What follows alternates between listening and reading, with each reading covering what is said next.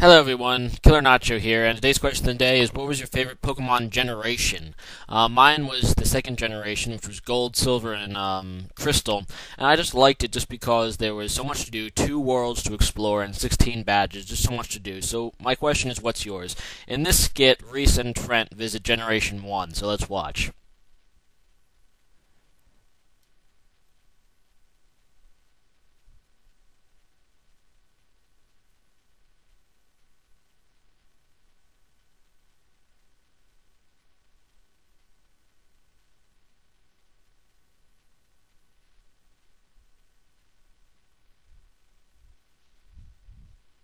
Yeah, only in Kanto. So here's a battle with Taj591, and he messaged me on the Serebii chat room wanting a battle. And as you can see, he leads with Ninjask, I lead with Hippowdon. And I'm going to set up the Stealth Rock, since I'm pretty sure he's going to set up the Sub or Protect or something. And he does set up the Substitute, and I'm going to try to roar him away now, because even if he does Baton Pass, Roar still goes through. But he protects to see what I'm going to do, and I do go with the Roar. And he's going to protect again, I guess, to hope that I change my move or switch out. But I continue with the Roar because, that's the smart play to do. And realizing that he's not going to be able to get off the Baton Pass, he then X-Scissors me, and I roar into Smeargle. And I know this is probably, one of those Spore belly drums Smeargles. So I let him put Hippowdon to sleep, and I'm going to go into Scizor because he has a priority move, which is Bullet Punch, and I should be able to Bullet Punch before he Baton passes away, and he just goes to the Belly Drum right here, so I just go with the Bullet Punch and finish off the Smeargle. And luckily, I kill it because if it was able to get off on me, a Belly Drum to a powerful Pokemon pretty much win. So he goes into Salamence here, and I'm going to Bullet Punch, see what he's going to do, and he Stone Edges. And even after the Intimidate, which is a -1 attack for me, it's still 2 at KO. Choice Band Scizor is so good. And as you probably noticed, I was using my lead Hippowdon. This is a Sandstorm team, because I just kind of wanted to play a Sandstorm team again. It's kind of fun. And I haven't used my lead Hippowdon in a while, so there it is.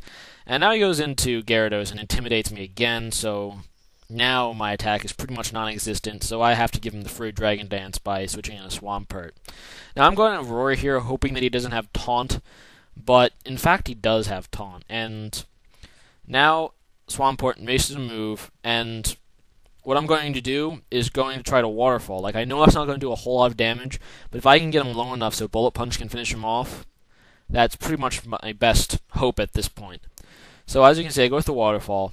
It does a pretty good amount of damage, not really spectacular, and he's going to Waterfall me, and Swampert gets hit down to about half, but I know I can take another, especially after my Swampert's leftovers.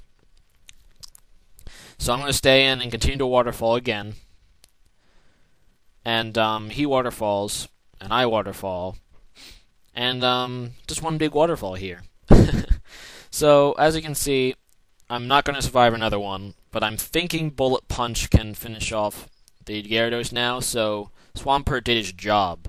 So, Swampert goes down, and I'm going to go back into Scizor, and I'm just going to Bullet Punch, and really unfortunately, I know Gyarados resists it, but man, I Bullet Punch and he survived with like a few hit points. He's going to die to the Sandstorm, I know, but I lose my Scizor. And, that's life, I guess. But his Gyarados does go down. And here I'm going to go into Gliscor. This is my Swords Dance Gliscor. And he goes into Serebii. And I could switch out here, but I decided to go for the Swords Dance. After 2 Swords Dances, Ice Fang is a 2 at KO. And he set up the Leech Seed, and I'm really sorry for anybody I use Serebii against, because it really is mean and annoying to fight.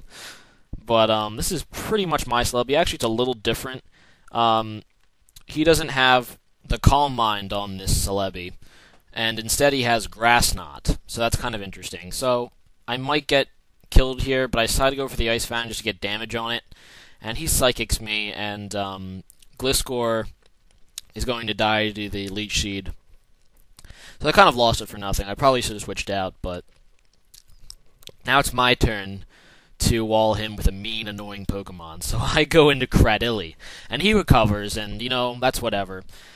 And I Toxic him, and I know he has Natural Cure, but, if I can just keep if he's the last guy and Cradily's the last guy, Cradily's going to win this because of the Toxic. And he's going to go out into Ninjask again, as I Barrier. So with the Barrier, I have double my defense, and don't forget that the Sandstorm, since Cradily is a rock type, gives me a 50% special defense increase. So Cradily is pretty much the, godlike wall, if there ever was one, for the Sandstorm teams. And he's not going to be able to just break it. I Toxic his Serebii again, and, he does damage to me, whatever. I have the Recover. I also have 2 barriers now, which triples my defense. And I'm just going to go with the Rock Slide. And that's not going to do a whole lot of damage to Serebii, obviously, but, it's some extra damage there. And I know he has one guy left, and I don't know what it is. And he's going to actually switch out to Marowak now. And I guess he's just hoping that he can do some damage. But after he lost his opportunity, really, because after 2 barriers, this thing isn't going to take any damage from that Earthquake. And I'm just going to Toxic his Marowak now, and I'm going to show the Recover, and after I show the Recover, he's going to run, realizing that he can't win, and it's just going to be a huge stall battle. But anyway, good game, Taj, and don't forget to rate, comment, and subscribe, guys. Just look at Cradily. Look how mean he is. Look at his tentacles. He's like the funniest Pokemon ever. But anyway, rate, comment, subscribe.